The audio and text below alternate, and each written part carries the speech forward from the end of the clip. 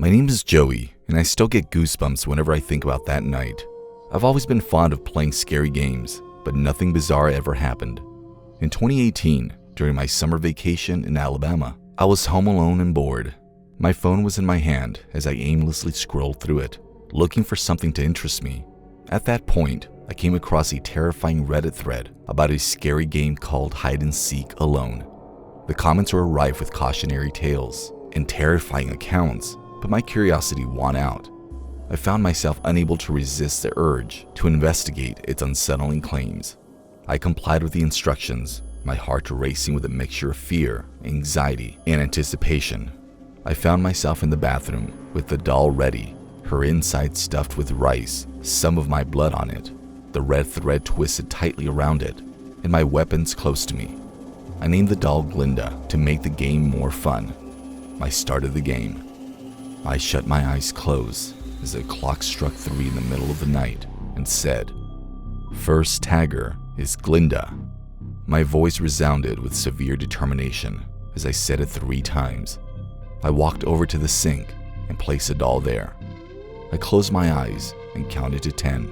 I sensed a terrifying presence enveloping me in the pitch black, with ominous powers permeating the air.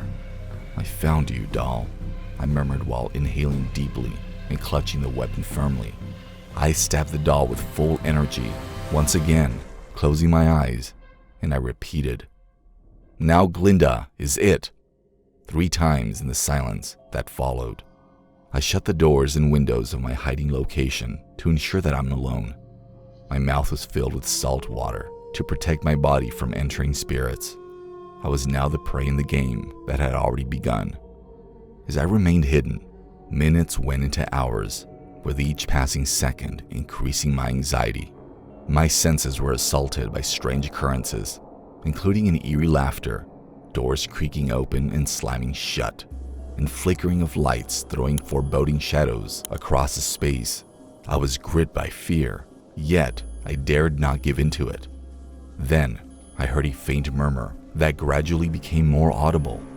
I heard Glinda's voice teasing me in the shadows, and I felt absolutely terrified. I moved. Fueled by adrenaline, I slowly came out from the cover and did not try to look behind me. Even though the doll was still, the surrounding was alive with a strange energy. As I went to get my weapon, I suddenly felt a sting, as though an invisible force had wounded me. Time appeared to slow down as I found a war against an imaginary foe. My willpower being put to the test at every turn. The doll's presence and the sense of oncoming catastrophe grew more intense. My survival instincts pushed me to stop, but I still moved on, pushing on all my fears. After some time, I realized where the doll was. It was lying menacingly outside the bathroom. It was time to put an end to this game of horror. I released my last act of defiance while still holding salt water on my lips. I doused the doll in the water, covering it with salt for defense. Closing my eyes, I exclaimed, "I win! I win! I win!"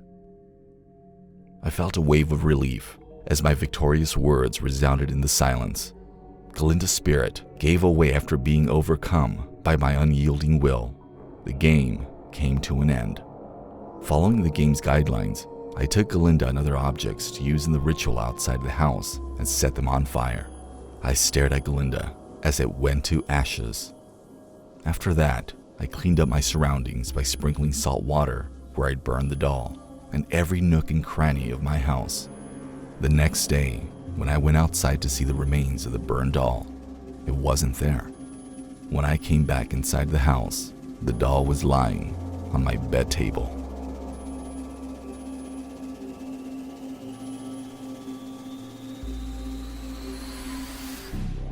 I've always been fascinated by the obscure, the eerie, the realms of terror that exist beyond our everyday lives. Horror games, movies, books, you name it.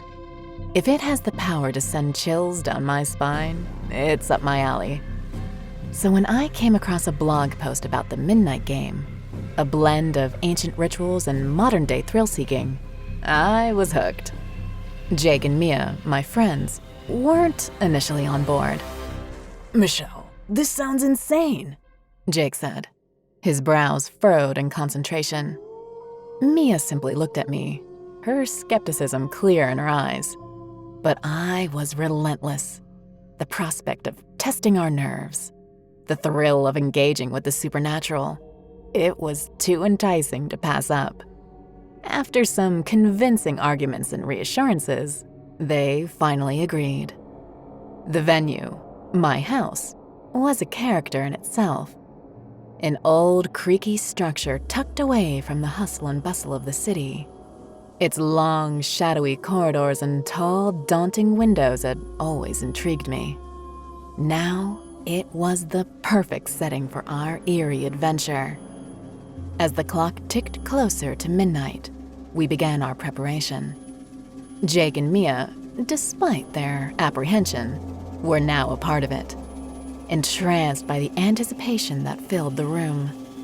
We each took a piece of paper, our names carefully scribbled on them, and pricked our fingers, letting the blood seep onto our names. The sight of the blood was a grim reminder of the reality of what we were about to do. The candles were lit, their flickering light casting dancing shadows on the walls. Finally, we knocked on the front door, the countdown resulting in the final knock at midnight.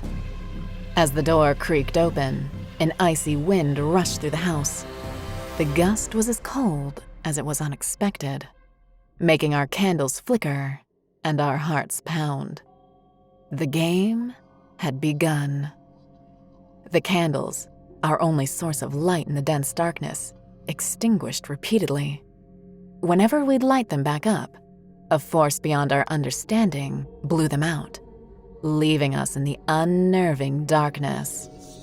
Then there were the whispers, soft breaths, barely audible, like someone was speaking into our ears from behind. We spun around and tried to locate the source, but all we were met with were our own wide, frightened eyes and the silent walls of the house. When we thought it couldn't get worse, a shadowy figure began to make its presence known. It never came fully into sight, always lurking in the corners of our vision, disappearing when we dared to look directly at it. A specter in the shadows, constantly eluding us, keeping us on edge. In the midst of it all, Jake gasped, clutching his leg. He insisted he felt a scratch, a sting of sharp pain. Mia and I exchanged skeptical looks, brushing off his claim as an overactive imagination. But Jake's expression told me he was genuinely scared. I could only hope he was wrong. Then the climax of our night of terror. We turned to find the shadowy figure standing in the corner of the room. It was more defined now, tangible darkness that gave off an oppressive feeling. Panic ensued as we remembered the game's rule about forming a protective circle of salt. Mia and Jake were quick, forming a circle around themselves.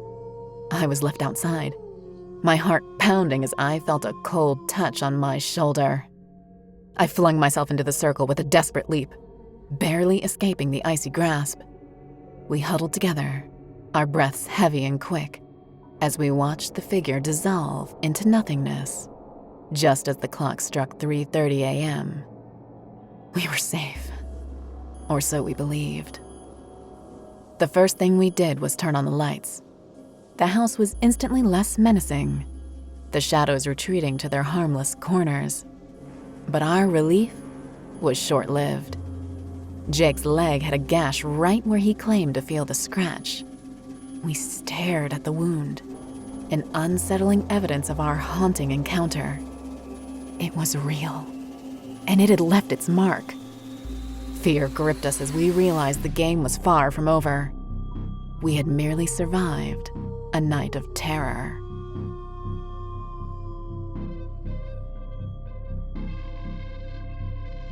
My name is Daniel, and I live for the thrill. Every single moment of my life, I seek that next adrenaline rush.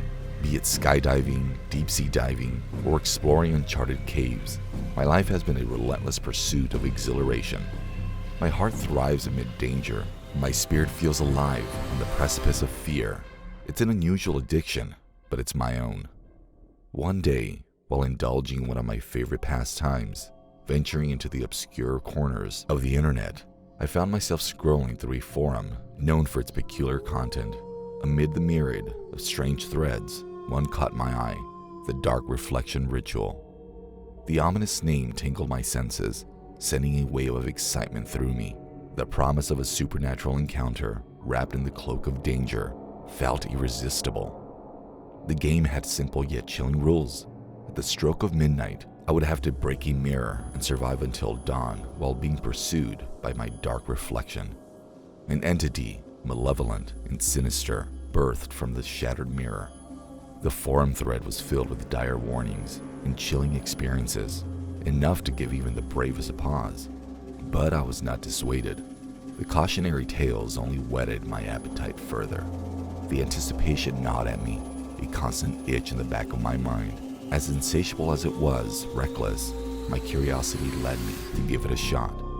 I gathered the essentials: a handled mirror, a dimly lit room, and a resolve as unyielding as a diamond to stay awake till dawn. My heart pounded with anticipation. My nerves tingled with excitement as I prepared to delve into the unknown. Midnight, the hands of the clock met, and in the silence of the dimly lit room, the sound of shattering glass echoed eerily. I stared at the fragmented reflection scattered across the floor, a strange chill running down my spine. A cold gust swept through the room, the temperature dropping noticeably, and an inexplicable sense of dread filled the air. I saw it for the first time, a shadowy figure at the edge of my vision. It was there one moment, gone the next, a fleeting illusion that left me with a chill down my spine. It was like a dance of darkness, a chase game. It would appear, only to disappear when I would turn to look at it directly. Coupled with the eerie whispers that seemed to echo from all corners of my house, a sense of terror seized me. The whispers were low, indistinct, and chilling like the wind, trying to articulate my deepest fears. My home, a place that was once my sanctuary, had transformed into a labyrinth of shadows. Every corner, every door, every window felt like a trap, hiding the dark figure, my dark reflection. I moved from room to room, my heart pounding in my chest, my pulse deafening in my ears, trying to stay one step ahead of my shadowy pursuer. Eventually, my chase led me to my bedroom. I was exhausted, physically and mentally drained, cornered in the place that was meant to be my refuge. And then it stepped into view. It was a reflection, all right but distorted, like a mirror warped by fear and malice. It had my features, but they were twisted into a snarl of malevolence that sent a fresh wave of terror crashing through me. As it reached out to me, the world outside started to brighten. The first rays of dawn peeked through the window, casting an ethereal glow around the room. At that moment, the dark figure let out a gut-wrenching scream, a sound that seemed to echo from the darkest corners of my psyche. And then it was gone, dissipated like a nightmare with the coming of daylight. The game was over, or so I thought. The days that followed were a torment of their own. I'd catch glimpses of the dark figure in mirrors, on the reflective surface of a spoon, and even in the still waters of my coffee cup. Subscribe for more stories like this. And if you liked it, please consider leaving a like.